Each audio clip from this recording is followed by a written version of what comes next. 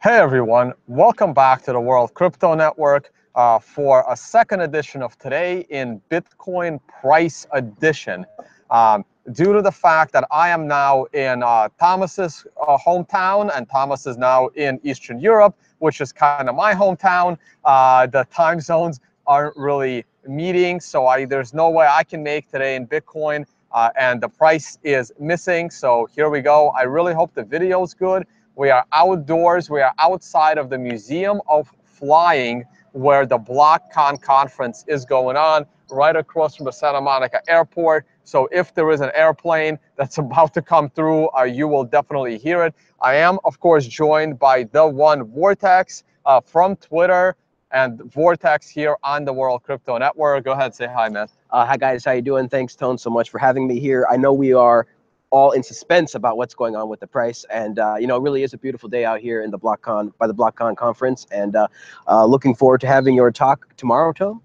Yeah, no, tonight. Oh, tonight. Okay. So I'm speaking tonight at the conference, but tomorrow is my full day seminar, which was raised to up to 100 attendees, and I'm pretty sure I'm going to sell that one out as well. So it should be interesting. If you are watching it this morning, and if you are watching it this morning, then and you haven't gotten your seat at my trading seminar tomorrow, you may want to check that out.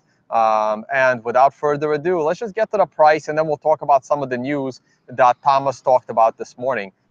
Looks like everything's working. Stream's good. Excellent. All right. Let's get to the applications. We're going to go right into the Bitcoin price. This is the long-term view. You know, I'm even going to make the charts bigger here. Hold on. Full screen here. There we go. Here's the long-term view of the weekly chart. As you can see, things are getting pretty high. You can also see these arrows, right? So I was getting nervous if we were to drop below 3,000 on that fall from 5,000 to 3,000. We didn't. We held the previous high of 3,000 right here. What week was that? This was the week of September 4th, okay? We held the prior high of 3,000. Again, the worry is, look at it down here. As you see, we formed a high back in June of 2016 at around 780. Then when we fell, we tested that high. Then again, we made a high about 900, and when we fell from 1,300, we tested that high. That's how you want your markets to go up. But from 1,300, we went all the way to 3,000, and that was exponential price advancement. When the price fell, it only fell to 2,800. That creates this gap. There is a $1,000 gap between 2,800 and between 1,800. Sorry, we fell from 3,000 to 1,800, but there is a gap from 1,350 area, the 1,300 area, to 1,800. There's a $500 gap, and this gap continues to worry me to this day. Had we fallen below the prior high of 3,000, I would have been expecting a fall all the way to 1,300, but we didn't. We went all the way to 5,000, back to 5,000. We almost got there. We hit 4,900, I believe, just yesterday. And then most likely the news from Xapo and the news from Russia derailed us a little tiny bit, but I'm not worried about that. You can see this green arrow, and we're following this green arrow. Let's go ahead and zoom in. I'm not looking at the live chat, guys. There's only one monitor as we're sitting here outside. So hopefully everything is good and everything is streaming. So let's zoom in and take a look. This is the weekly chart. And before I zoom in on the weekly, I'm going to take a step back and look at the monthly. I don't have the standalone monthly chart. It's actually the same one.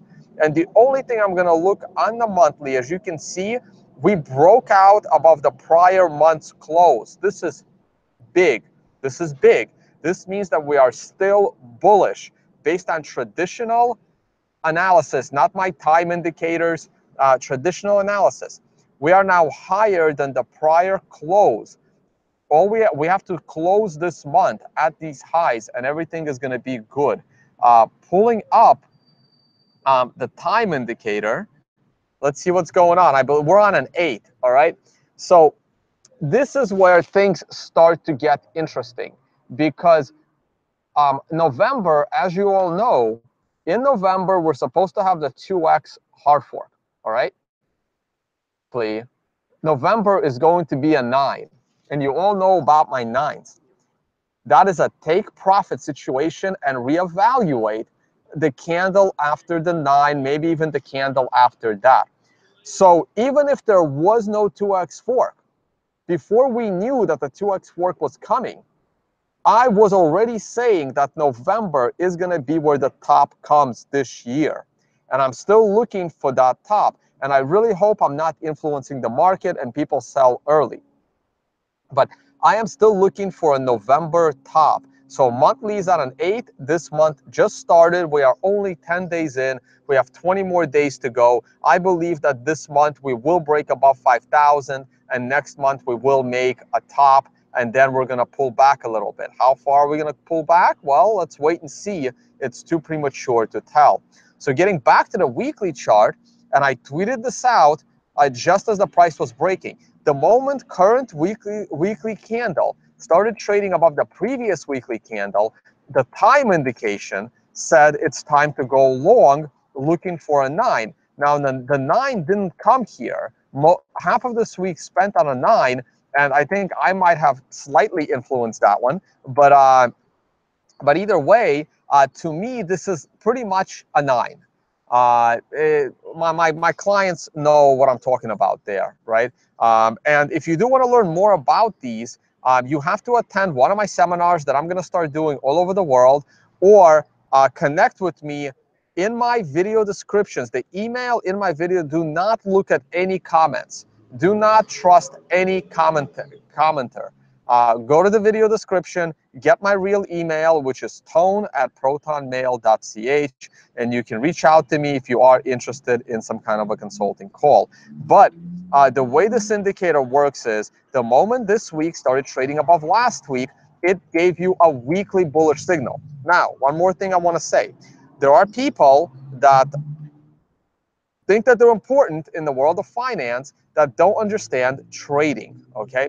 So you can have a situation where your daily chart, hourly chart is a sell, a 4-hour chart is a sell, a daily chart is a sell, but the weekly chart is a buy. And that means that the weekly chart is more important than all of the lower time frames. You have to understand that. There was a situation on my podcast where I spoke about, well, I'm going to be long gold on a daily chart and at the same time short gold on a weekly chart. And a lot of people were very confused and they didn't know what that meant. Okay, this means you're not an experienced trader, because an experienced trader understands multiple time frames. They will either trade the time frame that matters to them, or they trade the highest level time frame as the important gauge. So the weekly and monthly are both bullish. They're screaming bullish and higher highs. Now, you don't want a higher high at 5,500 in November. The higher high you want is between 6,000 and 7,500. There's a reason for that. If we get a high in November above 6,000, that means 5,000 becomes a decent support point. The higher we go, the stronger the 5,000 support point is. If we only break 5,000 by a few $100, 5,000 is not support. And if we start to turn and go down, we can go back to 3,000, which creates a double bottom, and it ain't gonna hold. That means we're going lower. We can go back to 1,800, creates a double bottom. Shit ain't gonna hold. Then we go all the way to 1,300, and that one is going to hold, okay? So if we are gonna get a higher high, the higher high you want is above 6,000. Also, the longer we spend between 4,750 and 5,000, the longer we spend in that zone, the stronger the breakout, okay? And maybe there'll be a triangle for us on a daily time frame. So this is all I have to say about the weekly. So let's go on to the daily. What are we doing here? I think it's, hey, what's going on? Is it Alt-Tab? No. How do I switch? Control-Shift-Tab? Oh, I went backwards. Control-Tab. There we go. There we go. Um, here's the daily chart, and you can see it's the same thing, right? I have the same arrow. If we were to go down lower, we would have gone all the way down, okay? And we could have gone all the way down to 1300 down here. So this is a very clear double top. You see that giant green arrow. We are way overextended, but I think we are going higher. Okay, here's another thing, right? Oops, didn't mean to open that. How do I close that? Here. Here's another thing, right? Look, I understand that it's a very scary environment right now. This is nothing we haven't seen before with other hard forks. Why am I so bullish? I'm bullish because of technicals. It's irrelevant to me what the hell is going on with the hard fork, because just like during that incident back in like over the summer, when Vinny Lingham famously called for lower prices and I called for higher prices, that's because I was using technicals. I was not using fundamentals. So as scary as all this hard fork is, and with the stupidity of Xapo, as scary as that sounds, I have to ignore it as a technical trader. Being a technical trader tells me higher. I drew this giant green arrow in real time. The moment we crossed 4,100, I drew this giant green arrow. And look at this. Vortex sitting right next to me. Could I have gotten this any more right? I was watching you, Tone, when you drew that arrow, and I was looking at it. You know, this is what I was thinking. Very bullish with the no 2x movement growing. Right. I mean, this looks perfect. How silly do you think this looked at the time when we're sitting right here? I'm drawing this giant green arrow like we're going to 6,000 in the midst of all of this chaos and fear of the hard fork. It was crazy, Tone. It was crazy. There was a lot of people calling you crazy, and you know, it's absolutely insane. But this is what's happening. This is the power and resilience of Bitcoin. And again, I'm not just like pulling numbers out of my ass, like all these articles. This guy predicts 10,000. This guy predicts 50,000. This guy predicts 100,000. I take this one step at a time based on the charts. On the charts, I acknowledge the fundamentals, but the fundamentals don't drive me. The fundamentals help me analyze. For example, I'm expecting the 2x hard fork to be a selling event, not a fear event leading up to it. Technicals are telling me we're going to shoot up. People are going to be so confused. People are going to be so scared of Bitcoin, and they're just going to watch the price go higher and higher and higher. And then the hard fork is going to be coming, and people are going to be like, all right, well, it's so high. Nobody cares about the hard fork. I guess I have to buy. And they're going to buy the top right at the 2x hard fork. It's going to be the opposite situation of what happened with Bcash, because people still have memories. People will think that the 2x hard fork is going to play out the way Bcash plays out, and it won't. It's going to play out in a completely opposite way, and it's going to be a freaking disaster. Can you describe the opposite way just a little bit more? Well, people were scared to buy in to the Bcash hard fork. Yeah, people had their Bitcoin and people were taking their Bitcoin off exchanges, but people were not rushing into Bitcoin because they were scared what was going to happen. And exchanges actually stopped trading Bitcoin. They weren't sure what's going to happen. Okay. And liquidity dried up. So Bitcoin did not really, it started to go down because people were scared. And then after the event, and they saw that Bcash was not going to take over, Bitcoin just took off after the fork. Giving us the biggest 4-hour candle in Bitcoin's history. Okay. Correct. This time around, I'm expecting the opposite. After the fork, I'm expecting the price to actually drop hard, but it's going to drop hard from an all-time high. Okay, now I could be totally wrong, and I'm speculating a month and a half in advance, but that's my view on it because the charts are telling me we are so close to this 5,000. And I got to draw some more arrows. And the longer we stay here, we can stay here another week and a half. I have no idea. But the longer we stick around, the longer we might make a cup and handle, right? This is a giant cup, and we can fall back down to like 43, 4,200, and then we can come back up again, and we can make this giant cup and handle. And if we do have a cup and handle, oh man, this is going to be, so look at the fall here, right? We went from 3,000 to 5,000. That's a $2,000 fall. If you take out the intraday spike, we're at 3250. So let's take the smaller of the scenarios. So that means 1,750. So the breakout above 5,000. I probably shouldn't draw on this right now, but let me see.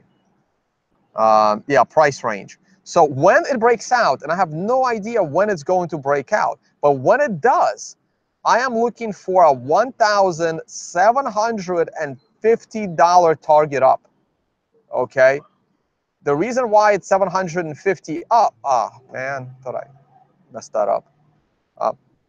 There it is. The reason why it's 1,750 up is because that is how much we fell from the prior high, in excluding intraday moves. If you factor in intraday moves, that's a $2,000 move. I'm going to be less optimistic here.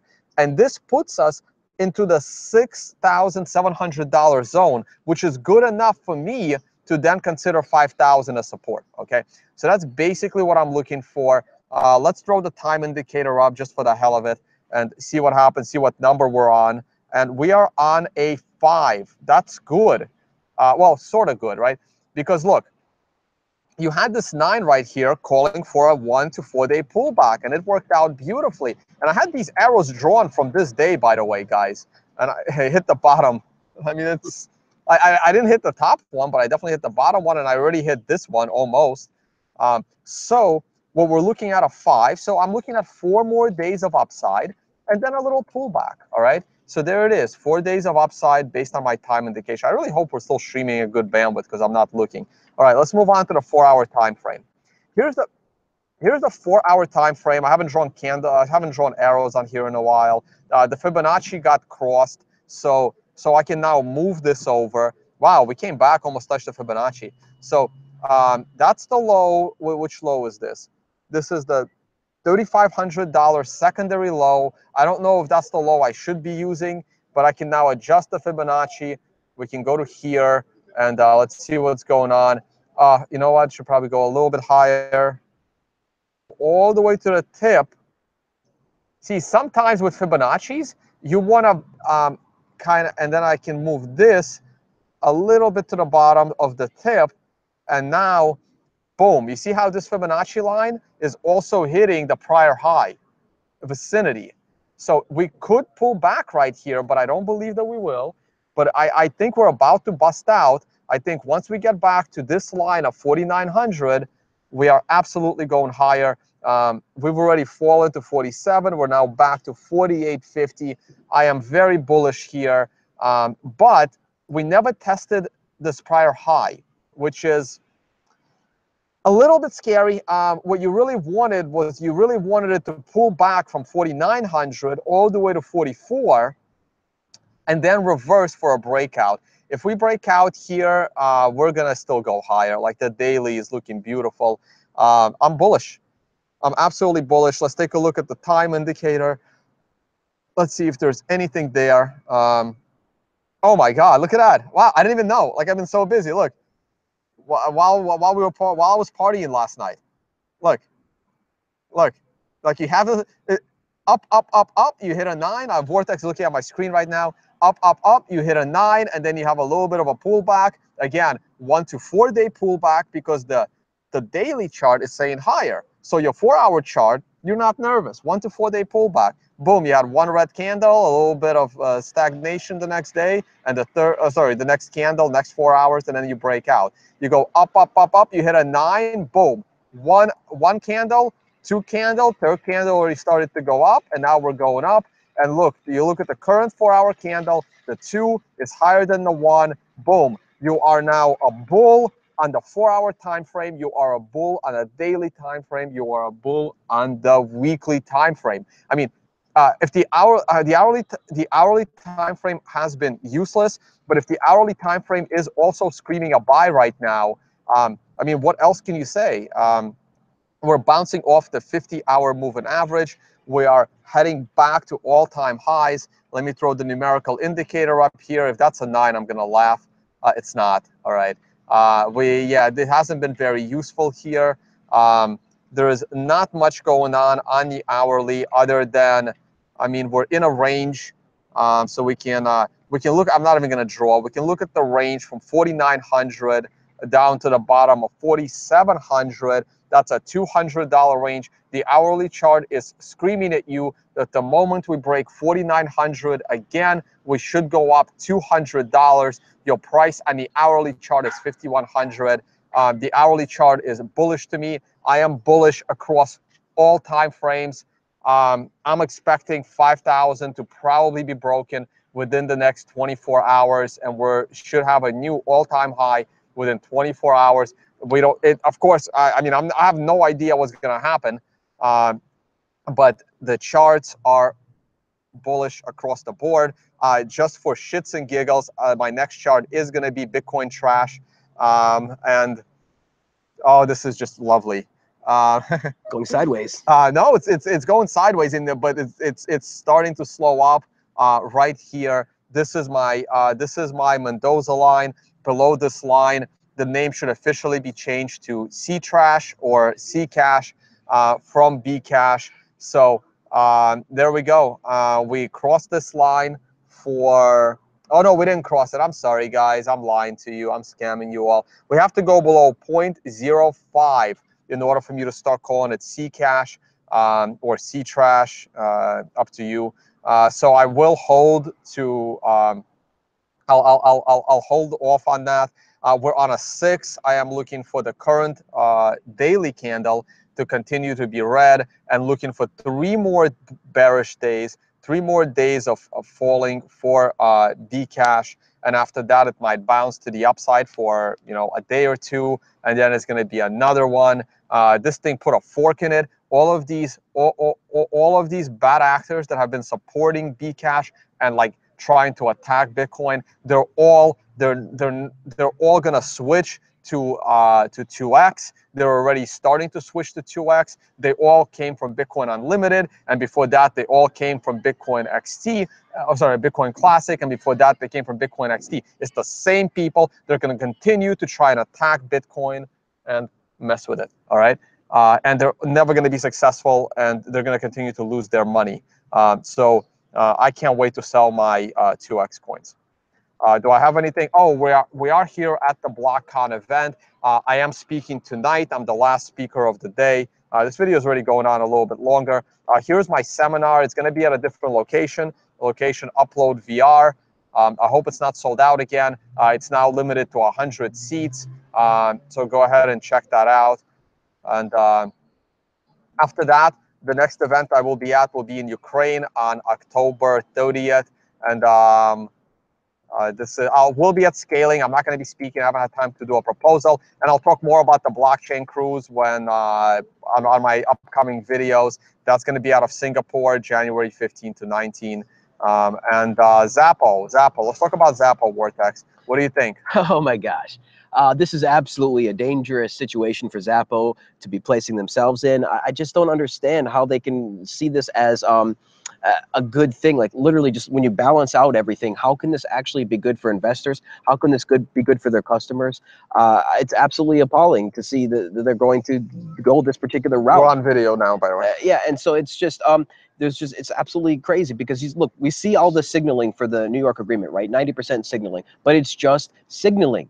And they think that this, when we actually cross over the fork, they think that all of these people are going to actually mine this coin that we know already from the futures markets is only worth 0.2 Bitcoin. So, I mean, Tone, maybe you can elaborate, but this doesn't make any sense at all. Well, what's the latest numbers? Do you know what's the latest futures contract on Bitfinex? This morning I checked, it was 0.2. 0.2, so 20%. Yeah. Man, that's like insane. But if there's no replay protection, there's nothing you can really do about it. Well, right? Garzik just recently actually removed. Well, Garzik, check this out. Garzik just actually removed the little bit of replay protection, the optional replay protection that they had. Garzik just actually removed it. Dude, so now they literally have zero replay protection. Hilarious. But you have to go and download Bitcoin Core Node 0.15. I haven't been talking much about this because I'm not home. The moment I get home, I will be updating my full node to 0.15. If you want to protect Bitcoin, download node 0.15. Open it up to the network. Go to bitcoin.org. and there are directions there. We'll do a video about it, okay? Reroute multiple wallets, Airbit, Green Address, Samurai, some of the top phone wallets. They will let you reroute your transactions through your own node, okay? That's how you protect yourself. That's how you protect yourself from replay protection, okay? And of course, the hodlers don't have to worry about anything, as usual. Right. They just have to hold on to their coin. But yeah, so Xapo, like, why are you here? Why are you in Bitcoin?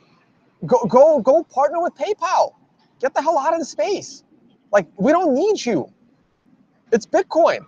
People are saying you're supposed to teach people how to protect their Bitcoin themselves, not saying trust us, we'll take care of it. Well, especially when we have previous things like Bitcoin Cash that these people supported that have 80% hashing power by an unknown. It's absolutely crazy. And now the latest stats are in that almost 25% of the actual New York signers have removed themselves. They've completely put out technical reasons, not political reasons, but technical reasons why they will not follow the New York agreement. Technical reasons why this is bad for their users, bad for their customers, bad for their investors. And they continue to leave, and in droves. And this No2X movement that now some people are calling trolls, right? I guess I'm a bot. Actually, they're calling us bots. So now anybody with a No2X on their Twitter handle, I guess, is a bot. So I might be switching that tag, actually. Oh yeah, I wasn't gonna do it here. Maybe I'll do it on another video. Okay. In about a week or so. What are you gonna switch it to? I don't want to say yet. Okay, all right. It'll Leave us be in good, suspense, though. Tone. Leave us in suspense. All right, let me go back to the Xapo article. Like here's the ridiculousness in all of its glory, right? At least they know what block it's happening in. At least they know what block the fork is going to happen in. What Xapo still doesn't know is that SegWit is a block size increase. We've been talking about it on this show every freaking day.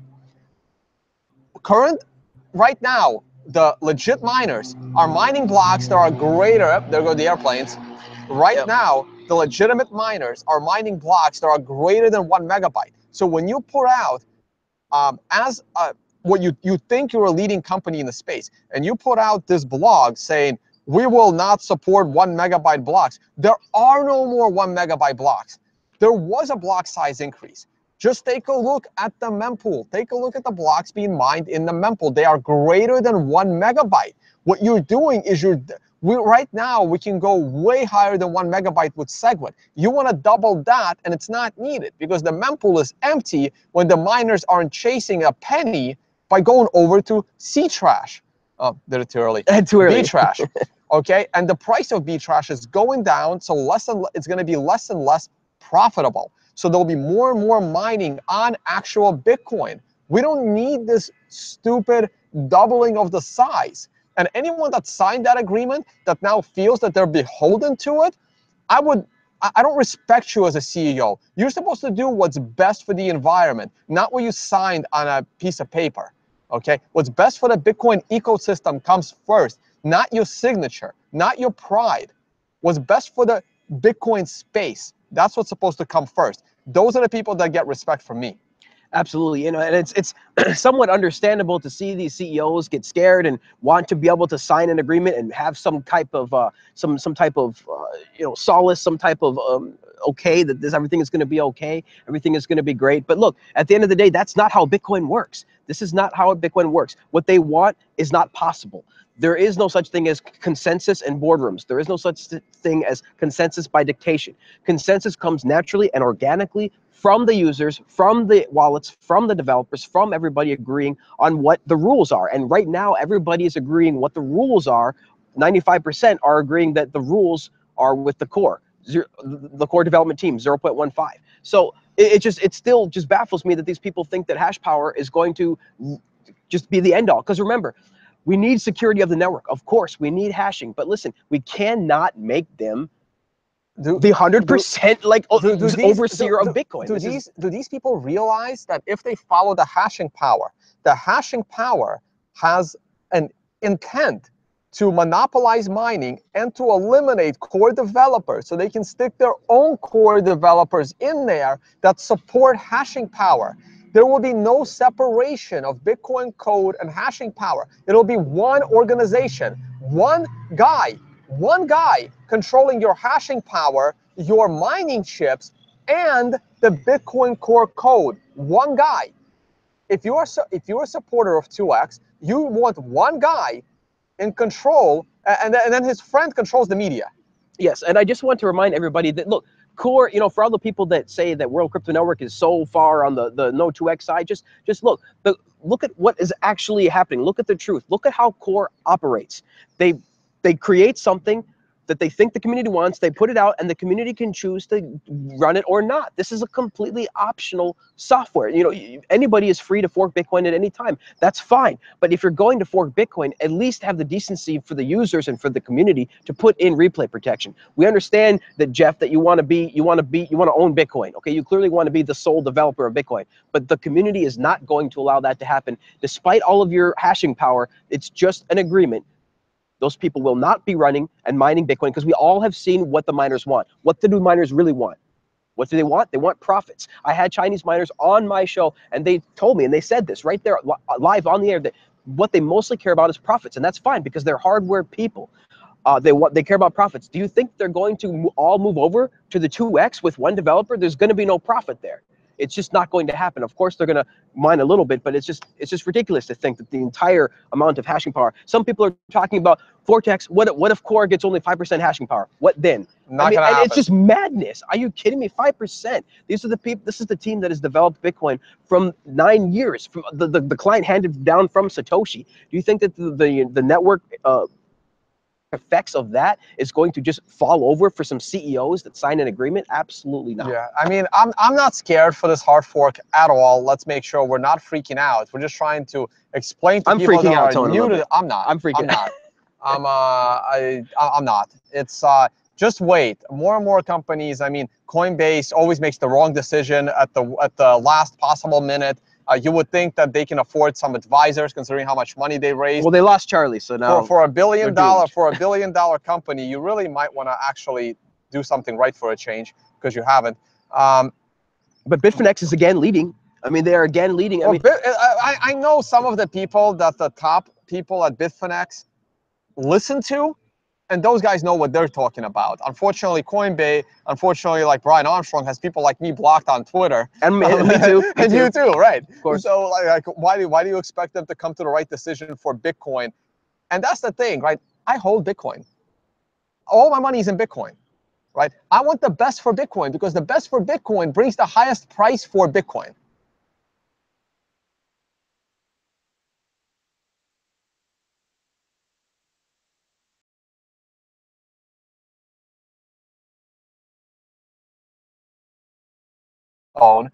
Maybe later. I know my connection was going down from 1,000 people in a small space, knocking down, like messing with the cell phone tower, wasn't able to cover everyone. But if we can get this bandwidth, maybe we'll come to you later or today, or yeah, tomorrow I'm in a different venue. Maybe later today we can jump on another live stream in the afternoon. We'll get Jimmy. We'll give you guys some more thoughts. So we'll see. Maybe we'll interview some people that come through. This seems to be a good spot. Would love to turn the camera around, but I think they'll be mad at us if we move this giant bench, if it's not like cemented down.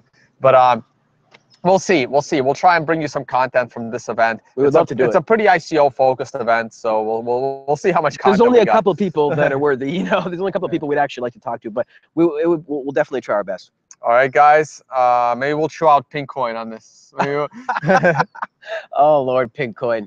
They remember, people, the vast majority of scams are people that don't know they're scamming. Right, and pretending to do good things. So be careful. All right. We'll deal with that one soon enough. All right, guys. We'll leave it there and talk to you all soon. Bye-bye.